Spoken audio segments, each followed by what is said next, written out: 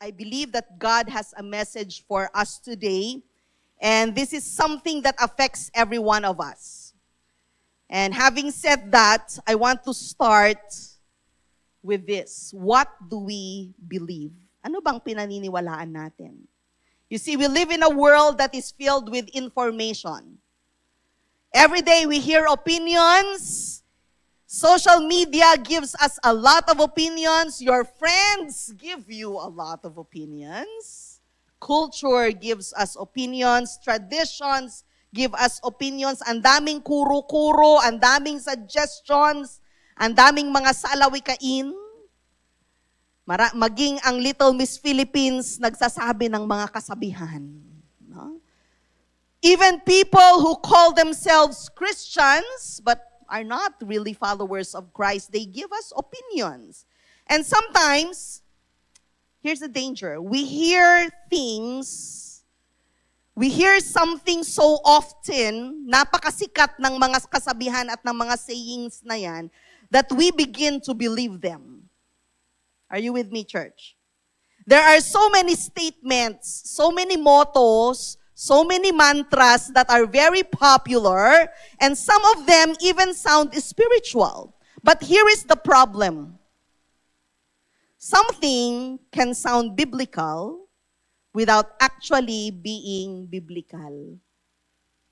Kung minsan akala natin verse yun from the Bible, pero actually hindi naman.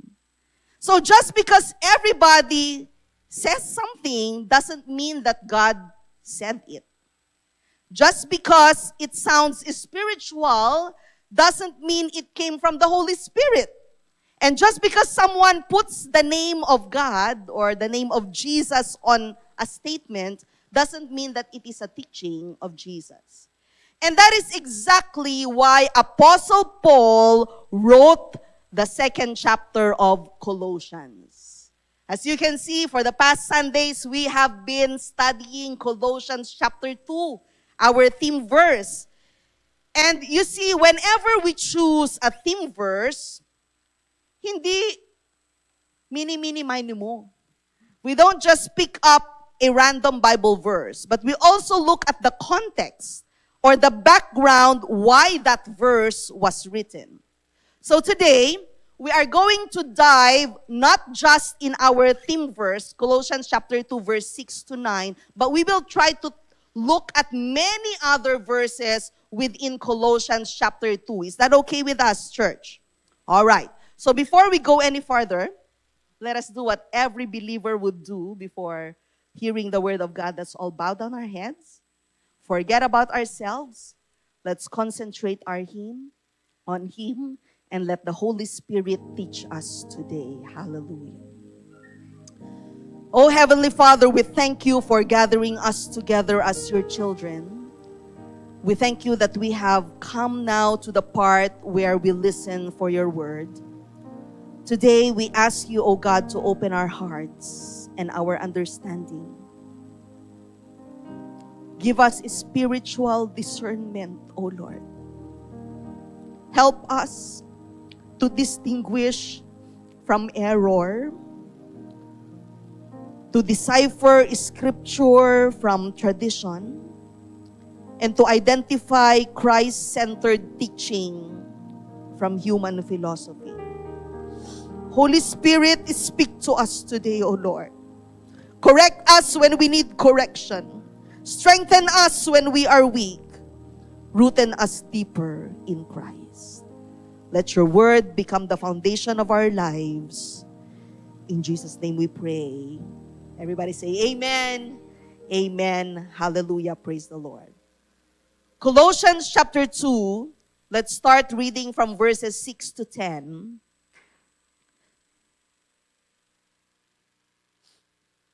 As you therefore have received Christ Jesus the Lord, so walk in Him, rooted and built up in Him and established in the faith. ... Verse 8, beware, lest anyone cheat you through philosophy and empty deceit, according to the tradition of men, according to the basic principles of the world, and not according to Christ. For in Him dwells all the fullness of the Godhead bodily, and you are complete in Him. So here, Paul gives us a powerful picture. He says, rooted, built up, established. And then ituloy natin sa verse 8.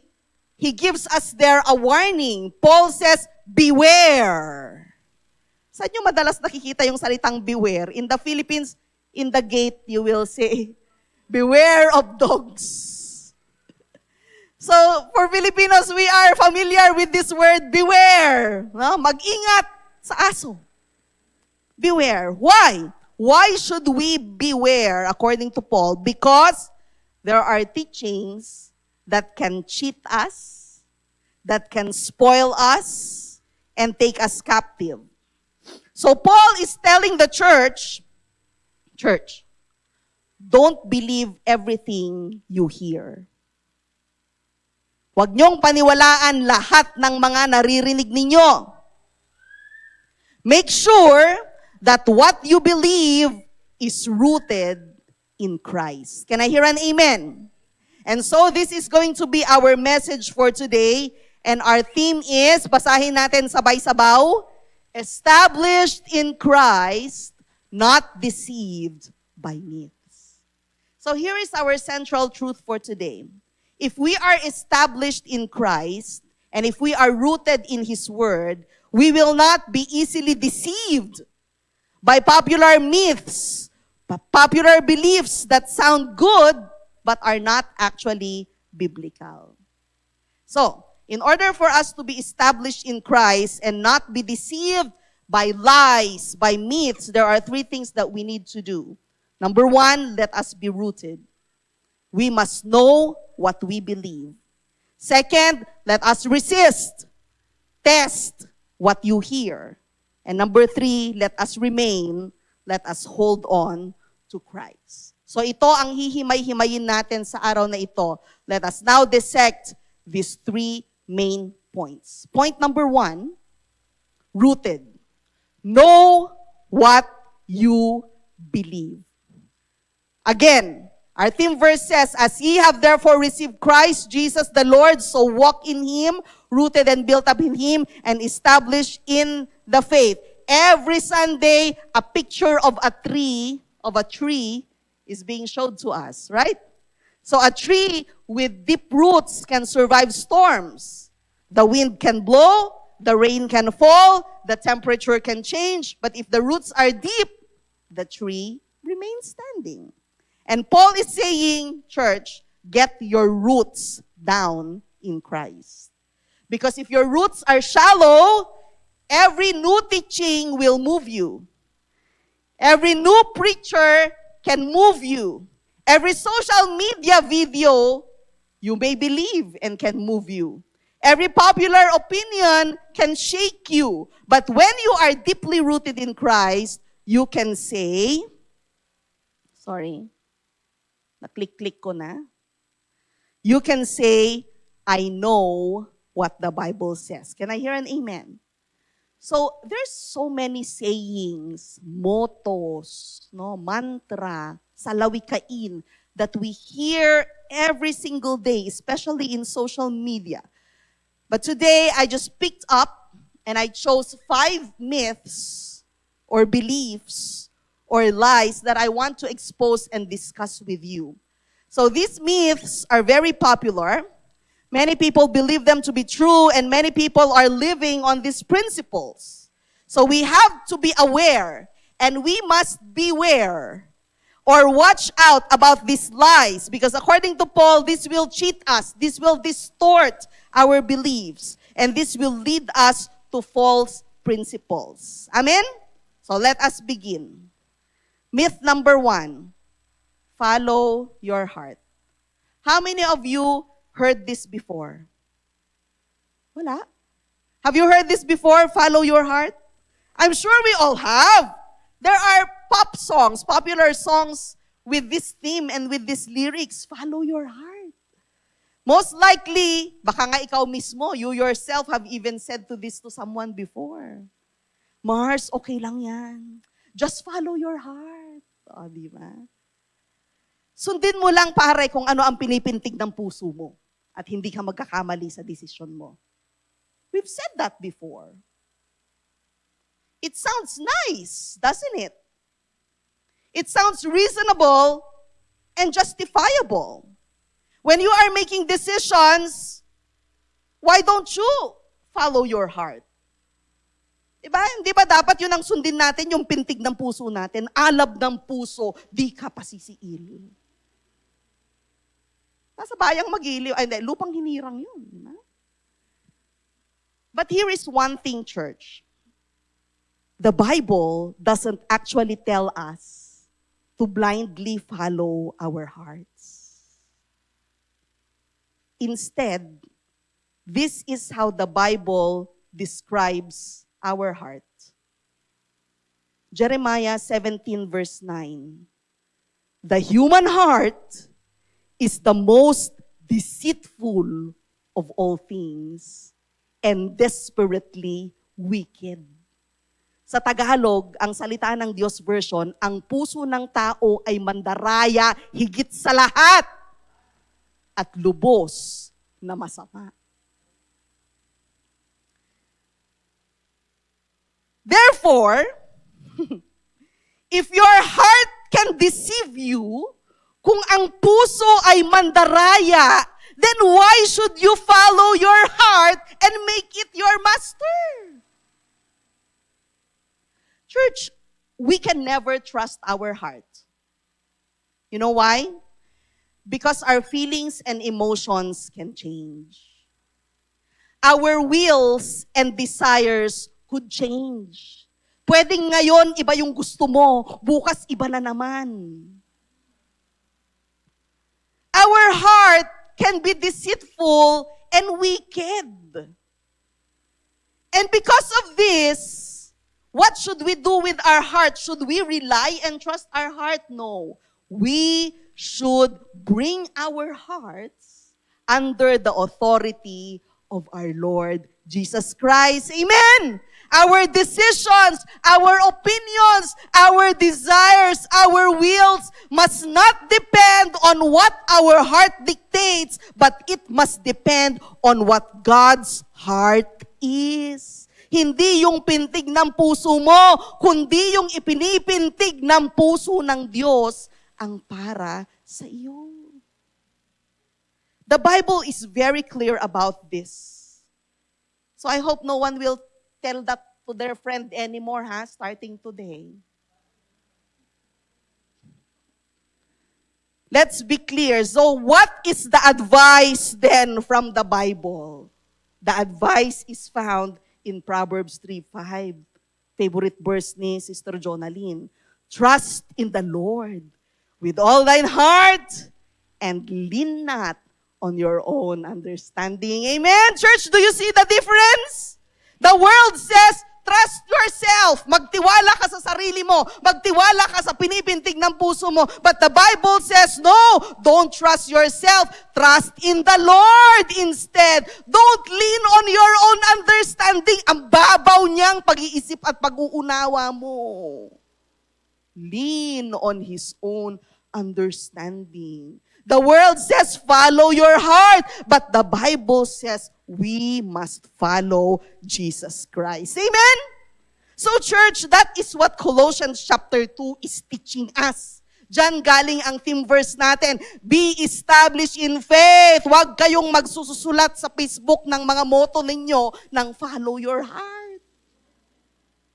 Itigil nyo na yan. Let us be rooted in Christ. You need to know, we need to know what the Bible actually says. Lahat ng guilty, katulad ko, pero willing magbago, palakpakan natin ang Panginoon. Amen. Hallelujah. Lahat naman tayo guilty, kasama ako doon. Nasabi ko din yan. Pero nagpapakorek tayo sa salita ng Diyos. Amen po ba? Amen. Are you ready for the next one? Myth number 2. Ito. God helps those who help themselves. Tinutulungan ng Diyos ang mga taong tumutulong sa kanilang sarili. Hindi ba tama yun? It even sounds religious, right? It sounds religious because it even has the the name of God in it.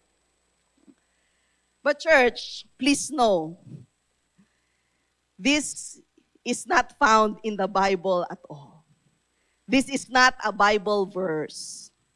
And if we are rooted in Scripture, we must be able to identify if it is a Bible verse or not. I'm not saying you memorize the Bible, ha? No one can memorize the Bible unless if you're really, really genius. But if we are not rooted in Scripture, we can easily confuse popular saying just like this with the Word of God. So, regarding this one, what does the Bible say then? Does the Bible say that our help comes from ourselves? No, it does not. And we must know this Bible verse very well. Psalm 121, verse 1 to 2. Ang sabi doon, I will lift my eyes to the hills, from whence my help comes from. From whence comes my help? My help comes from where? From the Lord, who made heaven and earth. Church, our ultimate help does not come from ourselves. We are actually helpless people. Our help comes from God. It comes from the Lord. So alam ba ninyo kung bakit deceitful ito? Bakit mandaraya itong motto na to? Because this motto, ano ba yung motto na yon? Yan, itong motto na to, it teaches us self-reliance rather than God-reliance. Alam niyo ba ibig sabihin ng reliance? Umaasa, no? Tinuturuan tayo ng kasabihang ito na umasa lang sa ating sarili imbis na umasa sa Diyos. Well, now, don't get me wrong, ha? Because yes, the Bible teaches us to be hardworking. Yes, the Bible teaches us to do and try our best. But whenever we are helpless, when we are tired, when we are weak, when we are sad, when we are heavily burdened, the Bible teaches us in Matthew 11:28, Jesus Himself says, kinakanta pa nga natin, come to me, all of you who are tired and carry heavy loads. Diba? Come to me, all who labor and heavy laden, and I will give you rest. Amen. The Bible teaches us in 1 Peter 5:7, cast all your cares, cast all your anxiety to the Lord because He cares for you. Amen. At napakagandang imemorya. Asan na ako napunta? Umatras na ako. Psalm 55 verse 2, cast your burden on the Lord and He will sustain you. He will never permit the righteous to be moved. Amen. Hallelujah. So church, yes, you can work hard and you can still depend on God. You can plan and you can still pray. You can be responsible and still trust God. Because being rooted in Christ, it means I will do my part, but I know that my ultimate confidence is in God. Amen. Malinaw po ba mga kapatid? Hallelujah. Praise the Lord. Alam nyo, lalong-lalo na sa salvation, especially with salvation, that motto is very tricky because it leads you to work-based salvation. Marami akala nila masisave sila kung tutulungan nila yung sarili nila na maging mabuti, na maging generous. But is that what we preach about salvation? Salvation is by grace. You don't deserve it. There's nothing that you can do to be saved. Because no matter how bad you are, because of the love of Christ, because of His grace, He will save you anyway. Amen. nilalayo tayo nung motto na yun sa dependence natin sa Panginoon. That motto drives us away from our dependence with God. And then you become proud. You become self-reliant. Sabihin mo pa, kaya mo yan sis. Kaya ko to. Parang napakaganda, di ba? Pero mas maganda kung sabihin natin, kaya ko to sa tulong ng Diyos. Kaya, sabi ni Nike, just do it. You can do it. Pero sabi ni Under Armour, nag-plug, I can do all things through Christ who gives me strength. Amen? You notice the differences? So don't be self-reliant. Laging ikabit, laging ikakambal sa tulong ng Diyos. Amen? Hallelujah! Palakpakan natin ang Panginoon. Praise God! Now, Paul moves us from being rooted to being careful. Hindi lang dapat tayo nakaugat. Kailangan maingat din tayo. Why? Because once you know what you believe, you must also learn to recognize what can pull you away from Christ. Maging maingat tayo sa mga pwedeng maglayo sa atin kay Kristo. So point number 2, we need to learn how to resist. Test what you hear. All right? Again, verse 8 says, beware lest anyone cheat you through philosophy and empty deceit according to the tradition of men. So encircle nyo yan sa Bible nyo, yung word na yan, beware. It's a very strong word. So Paul is not saying believe everything. No. He is saying, mag-ingat, be careful, agalwad kayo. Why? Because deception doesn't always look dangerous. Sometimes, deception looks intelligent and smart.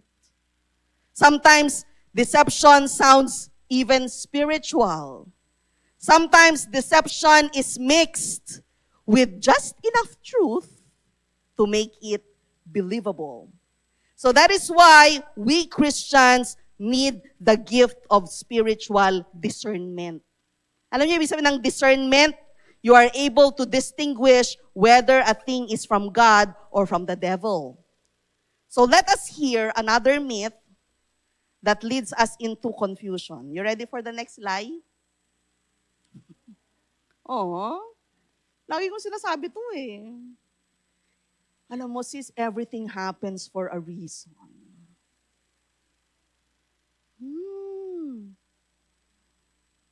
Hindi pala totoo yun.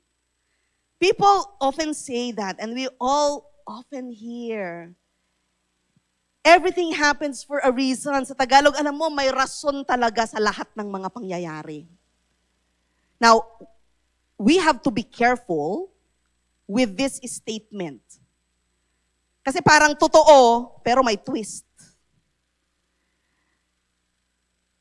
This statement, kasi ang ibig sabihin nitong statement na to, what this means when you say it, is that everything that is happening to you or happening around you is good. Na lahat ng nangyayari sa ating buhay ay maganda. At may rason ito kung bakit ito nangyayari. Yun ang ibig sabihin nito. So tama ba yun? Dali, kilatisin. Ano ba ang sabi ng Biblia? Saan ba sinabi sa Biblia yan? Actually, ito madalas yung kinakambal dyan eh. Romans 8:28. Anong sabi ng verse? And we know that all things work together for good to those who love God, to those who are called according to His purpose. Period. Diyan muna tayo. Huwag niyo munang basahin yung next verse. So, let's dissect this verse. This verse is not saying that everything that happens is good. No. Some things that are happening to us and that are happening around us are also bad. Some are the works of the devil. Some are the works of your disobedience. Matigas kasi ang ulo mo, kaya nangyayari yan sa'yo. Is that good or bad? Bad. Pasaway ka eh. So, what this verse is saying though, ang ibig sabihin nito, even in the midst of bad happenings, if you love God, and if you are called according to His purpose, God is able to work through all things for your good. I'll give you an example. You know the story of Joseph the dreamer? Genesis, last chapters of Genesis, 48, 49, 50. Joseph the dreamer was sold by his brothers. Was this something good that happened to him? It's bad. It's the work of the enemy. It's the work of jealousy. It's the work of pride. Ayaw sa kanya, hatred ng mga brothers. That's why they sold him. This is not good. It's the work of evil. But, because Joseph loves God, and because God has called Joseph for a purpose, God used that terrible situation for a greater purpose. So Joseph, as we said, actually Genesis 50 verse 20, ayun na yon, yung kanina. Naku, nawala yung excitement tuloy sa susunod. Yun. Genesis 50 verse 20, sabi doon, as for you, he was talking to his brothers, as for you, you meant evil against me, but God meant it for good. Amen? Hallelujah! So notice that very carefully. God did not call evil good, but God was powerful enough to bring good out of it. That is very important to differentiate. Because maybe you are going through something bad today. Maaring may pangit at masamang sitwasyon or circumstance na nangyayari sa buhay mo ngayon. Probably you don't understand, why is this bad situation happening to me? And you might not know why it happened. But, as amidst of that, you can know who is with you. And sometimes, faith is not saying, I understand everything. No, that is not faith. There are many times that we don't understand what is happening. But faith says, I don't understand everything, but I understand that God is in control. Amen? Hallelujah. Are you listening, church? Are we able to differentiate? Linawin pa natin, maybe there is something bad that is happening to your life right now. And maybe the devil is plotting bad schemes against you to steal, to kill, and to destroy you.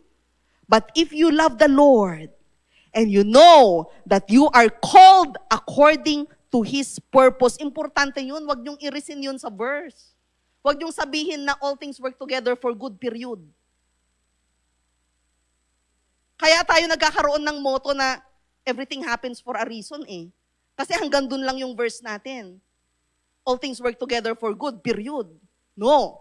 Idugtong ninyo, to those who love God and to those who are called according to His purpose. Because if you love God, that means you are obedient to God. Hindi ka disobedient, hindi ka pasaway. Yung mga nangyayaring masama sa buhay mo, hindi dahil hindi ka nagsumusunod, hindi dahil sa katigasan ng ulo, pero maaaring nangyayari sa'yo dahil sinusubok ka ng kaaway, inaasar ka ng kaaway. And if that is happening to you, it's the devil's work. If you love God, and if He has called you according to your purpose, and if you are living your purpose-driven life, ginagawa mo yung purpose ng Panginoon sa buhay mo, then all things will work together for good. Amen, mga kapatid. Hallelujah! Palakpakan natin ang Panginoon. Praise God! So, Lord, something bad is happening to me right now. But God, here is our prayer. Lord, I come to you and I trade all my sorrows. I trade all my sickness. I trade all my pain for the joy of the Lord. Amen. Lord, I'm in the middle of misery right now. Napaka-miserable po ng buhay ko ngayon. But please turn this misery into a miracle. Amen. Turn this temptation. Grabe naman ang temptation sa akin ng kaaway. But turn this temptation into triumph. Turn this evil into good. And that is what it means that all things will work together for our good. Amen? Nagkakaintindihan mga kapatid? So, application. Kung alam mong yung nangyari sa kapatid mo ay dahil sa katigasan ng ulo niya, huwag mong sasabihin, everything happens for a reason. May plano ang Diyos sa buhay mo. Hindi kasama yung plano na yun. You get me now, guys? So it's not applicable in every situation. Sometimes, instead of patching up and saying, oh, it's okay that happened to you, sometimes that sister needs correction. Ayan, nangyari yan sa'yo kasi matigas ang ulo mo. Hindi ka sumusunod. No, wag na nating sulsulan pa na okay lang yan, sis, may plano ang Diyos sa buhay mo. Ang ipanalangin na lang natin, okay, sige, Lord, I made a mistake. Nagkamali ako, matigas ang ulo ko, but Lord, forgive me. And lead me back to the tour in the right direction, in the right path. Amen? Palakpakan natin ang Panginoon. Praise the Lord. Hallelujah. Now, myth number 4. Naku, nakita nyo na kanina. Money is the root of all evil. Oh. Diba? Lagi natin naririnig yan. Be careful. Because there is a missing word there. That is not exactly what the scripture says. And there is a very important word, like I said, that is missing there. This is actually found in 1 Timothy 6 verse 10. And it says there, basahin natin sabay-sabay, for the love of money is the root of all evil. A while ago, it says, money is the root of all evil. But the truth of God's word says, the love of money is the root of all evil. Money is not the problem. I love money. Money, Miguel. Love you, brother Money. Money is not the problem. But the problem is the love of money. Money is not a problem because it can be a means to solve a problem. It can be used to feed the hungry, to support missionaries. Sabi ni Sister Anna kanina, if you love your church and you support your church, just like Apostle Paul, give your monies. It helps families. It helps to build ministries, to bless people. But when you love money, and it becomes your master, that is now a spiritual problem. So the question is not simply, do I have money? The question is, does money have me? You see the difference? Siguro, most of us will say, do I have money? But actually, the question is, does money have me? Pinoses na ba ako ng pera? Obsessed na ba ako sa pera? Pera na ba ang nagpapaikot ng buhay ko? Hindi na ba ako makatulog pag wala akong pera? Kaya pala. No? Mainit na ba ang ulo ko pag wala akong pera? Galit na ba ako sa asawa ko pag wala akong pera? Tinatadyakan ko na yung aso, wala namang kasalanan yung aso kasi wala akong pera. No? Pinagbubuntunan mo na ng galit ang lahat dahil wala akong pera. No? Maybe money has you already. Kinaptive ka na ng pera. Nagiging bad person ka na dahil sa pera. You already start cheating and deceiving and lying about your hours at work because of money. Uy, ito yung ID ko, badge ko, itap mo ko ha, pero nasa bahay ka pa. So who is your master? Is it Christ or your possessions. Hindi na ako magtatagal pa. Understood na yan, right? Do not love money. Do not be a slave of money, but make money your slave. O, pera, gawin mo to.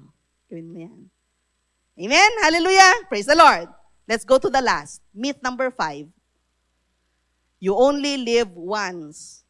Ang daming kanta, may you only live once na verses, na lyrics. YOLO. YOLO Pascual. So bakit myth ito? Whenever you hear or say this phrase, what you are actually saying is, you only live once, so do whatever makes you happy. Gawin mo kung anong nagpapasaya sa'yo. Oh, nakita ko yan sa Facebook page niyo. You only live once. Enjoy yourself. You only live once. Don't worry about the consequences. Magpakasaya ka na ngayon, bukas mo na problemahin kung anong magiging consequence niyan. So, is this really true that we only live once? Is it true that we only live once? Is this what the Bible actually teaches? No. Church, this is a lie. We don't only live once. Ito ang sinasabi ng Biblia. Hebrews 9:27. It is appointed for men to die once. But after this, the judgment. Nakita ninyo yung pag-twist ng kaaway? You don't only live once, but you die once. Hello? Hindi ka mabubuhay ng isang beses lang. Pero mamamatay ka isang beses lang. Hindi ka mamamatay 9 times. Once ka lang mamamatay. But, there is judgment after this. After you die, you will be judged. So we don't live for only today. We are actually living for an eternity. Bear that in mind. Hindi lang tayo minsan mabubuhay dahil may habang buhay na naghihintay sa atin. After this, ano na ba ang lifespan ngayon? 60 years old? 61 naman. 20 years ago, 30 years ago, 50 years ago, if someone dies at the age of 60, they say, uy, napakabata naman. Tingnan mo ngayon, dami nang nagmamatayan, 60, 65. You see, we don't only live for today. We live for an eternity in mind. Hindi lang tayo minsan mabubuhay and that's it. Dahil may habang buhay pa na naghihintay sa atin. Now, your destination for that eternity depends on how you live your life today. Ang tanong, after this life on earth, saan ang destination mo? Saan ang eternity mo? Langit, lupa, impyerno. Oh, may lupa ba? Laro lang yun. Langit, lupa, impyerno. Langit o impyerno. And how you determine where your eternal destination will be is how you live your life now. So that is the reason why Mark 8:36, Jesus tells us and asks us, what shall it profit a man if he gains the whole world but loses his own soul? Anong mapapala mo? Sige na, mayaman ka na, matalino ka na, maganda ka na, sa'yo na lahat. Pero nawala naman ang kaluluwa mo. Right? You can gain everything and still lose what matters the most. That is why we don't live according to what makes us happy. No! Tama na ha, huwag kayong mag-a-advise na sis kung saan ka masaya doon ka. Stop it. Dahil baka yung kung saan siya masaya, yun ang nagdadala sa kanya sa impyerno. Instead, we must ask, what honors Christ? Does my life honor the Lord Jesus Christ? Remember, as disciples of the Lord, Jesus says, deny yourselves. It's not about what you like. It's not about what makes you happy. Deny yourself. Take up your cross and follow Jesus. So it's not about us. It's all about Jesus. Amen. Palakpakan natin ang Panginoon. Hallelujah. Glory to God. Point number 3, remain. Hold on to Christ. So we now come to the heart of Colossians chapter 2. Ito talaga ang tinutumbok ng buong chapter ng Colossians, chapter 2 ng Colossians. Verse 9 to 10, it says, for in Him dwells all the fullness of the Godhead bodily, and you are complete in Him. So basically, Colossians chapter 2 says, don't simply believe in lies. Don't believe in myths.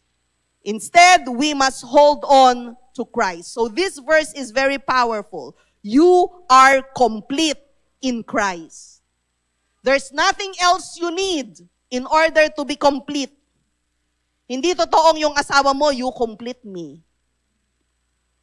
You are already complete even before you met your husband or your wife. Kaya magtigil nga kayo sa mga drama nyo, hindi ako kumpleto pag wala ka. Tumigil ka nga. Mula nung nasa akin si Kristo, kumpleto ako. Amen. You don't need anybody else to be happy and to be complete. You are already complete. Kaya lahat ng mga divorce, mga divorsyado, mga single, kumpleto kayo, masaya kayo. Amen. Jesus is the lover of your soul. Jesus satisfies us. We don't need another Savior. You don't need another gospel. You don't need another foundation. You don't need another motto in life or another philosophy to complete you. You are already complete. Christ is enough. May time pa tayo. Wow, bilis. Tuloy natin. Basahin natin last part of Colossians chapter 2. Medyo mahaba-haba to. Bear with me. Don't be distracted. Listen to the word of God. So, basa ba? Okay. Don't let anyone condemn you for what you eat or drink, or for not celebrating certain holy days, or new moon ceremonies or Sabbaths. For these rules are only shadows of the reality that is yet to come. And Christ Himself is that reality. Don't let anyone condemn you by insisting on pious self-denial or the worship of angels, saying they have had visions about these things.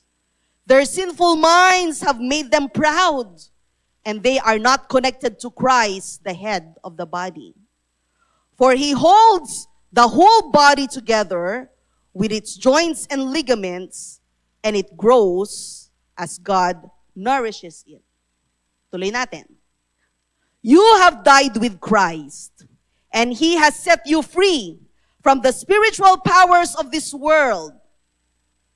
So why do you keep following the rules of the world? Hello? Why do you keep following the rules of the world? Such as what? Such as don't handle, don't touch. Don't taste, don't touch. Such rules are mere human teachings about things that deteriorate as we use them. These rules may seem wise because they require strong devotion, pious self-denial, and severe bodily discipline. But they provide no help in conquering a person's evil desires. Explain natin. Paul is warning believers about religious practices and human rules that were being presented to the people as necessary for their spiritual maturity. So he was talking about food and drink that would make you holy. Festivals that you must attend. Alam niyo ba, yung mga Hudyo, ang dami nilang piyesta. Ang dami nilang traditions. Talks about new moon. Binabantayan niyo ba? New moon, full moon, half moon. Sabbaths. Oh, makasalanan ang mga taong wala dito ngayon.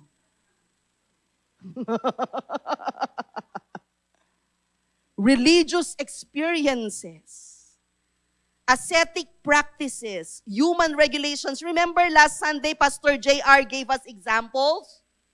Now, what did Apostle Paul call all of this?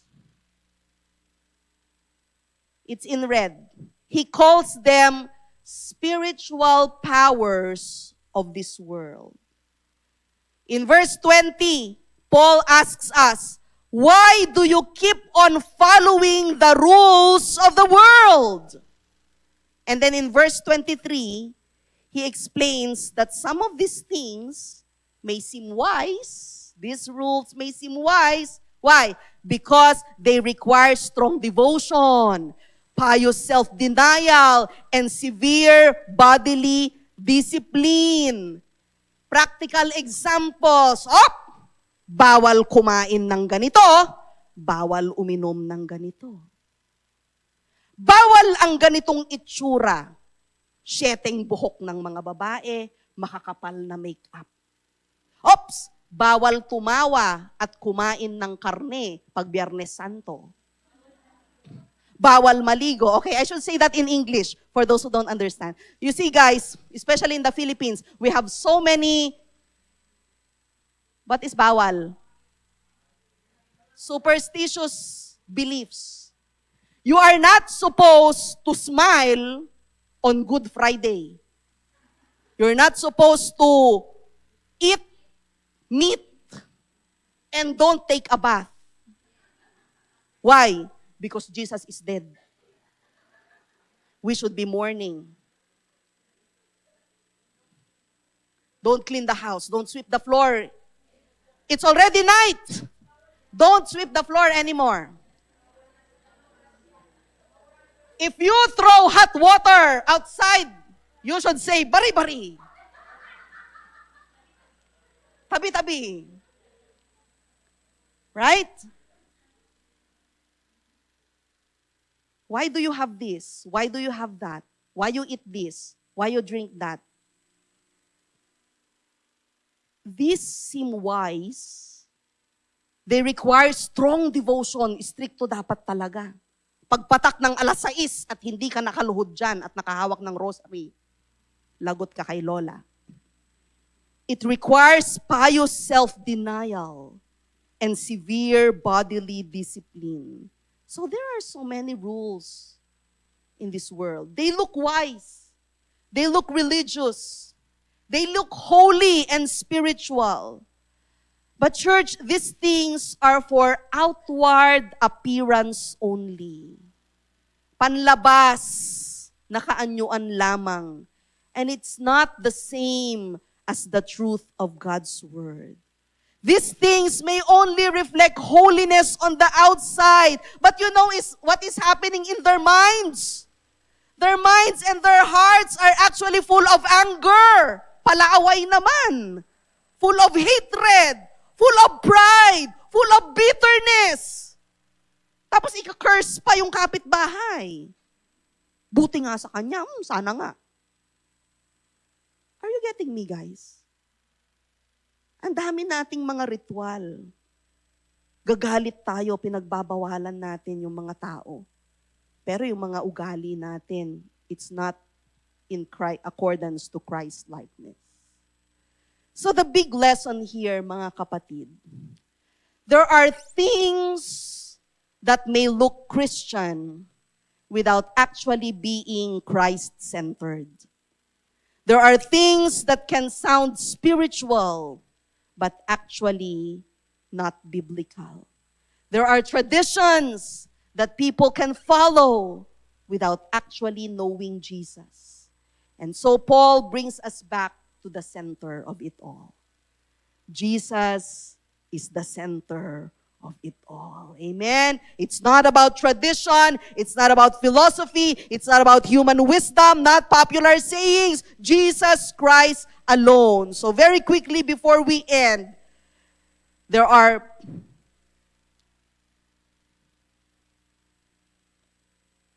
three questions in order to test any teaching. Pag may nakita kayo, nabasa kayo, may napanood kayo, always ask, number one, is it rooted in Scripture? What does the Bible actually say about that? So it's not about, someone told me. Or, my family always believe in this. Kinalakihan ko na yan, na tradisyon. Or, I saw it online. Ito ang uso ngayon, ito ang sabi sa online ngayon. The question must always be, what does the Scripture say? What does the Bible say? Second question, does it point me to Christ? If a teaching makes us admire people more than Jesus, we must be careful. If it makes us trust ourselves more than trusting God, we must be careful. If it makes us dependent on a person instead of Christ, be careful. If it takes away our eyes from Jesus, we must be careful. Christ must remain in the center of our focus. Number 3, ask yourself, does it produce a Christ-centered life? A teaching, a saying may sound impressive, but does it produce love? Does it produce holiness, humility, faith? Does it produce obedience? Does it cause you to forgive? Does it make you have Christ-like character? Jesus said in Matthew chapter 7 verse 20, therefore, by their fruits, you will know them. Makikilala nyo ang mga disipulo sa kanilang mga ibinunga. So in conclusion, do not be moved, brothers and sisters in the Lord. Let us be established. Amen. Let's go back to Colossians 2, verse 6 to 7. Therefore, as you have received Christ Jesus the Lord, so walk in Him, rooted and built up in Him, and established in the faith just as you were taught, overflowing with thanksgiving. Ito ang picture na nais ng Panginoon sa atin. Amen. So our goal is not simply to memorize or to know Bible verses, no. The goal is to be able to have the discerning spirit in order to identify, is this from God or from the devil? We must know when to recognize deception. When culture changes, let us remain in faith. When opinions change, remain in the faith. When people criticize our faith, remain. When storms come, we remain. Because our foundation is not based on popular saying. Our foundation is not based on traditions. It's not even based on a preacher. But our foundation is in the Word of God, in Jesus Christ. Sa ating pagtatapos, sa umagang ito, tayong lahat ay tumayo. And let us declare this today. There is power in words. Let us use our mouths to declare who we are in Christ. Amen? Sabay-sabay nating basahin. Church declaration, 1, 2, 3, go. I am rooted in Christ. I am built up in Christ. I am established in the faith. I will not be deceived. I will test what I hear by God's word. I will not follow every popular belief. I will follow Jesus. Christ is my foundation. Christ is my truth. And Christ is enough for me. Palakpakan natin ang Panginoon. Hallelujah! Glory to God. Glory to God. As we bow down our heads and close our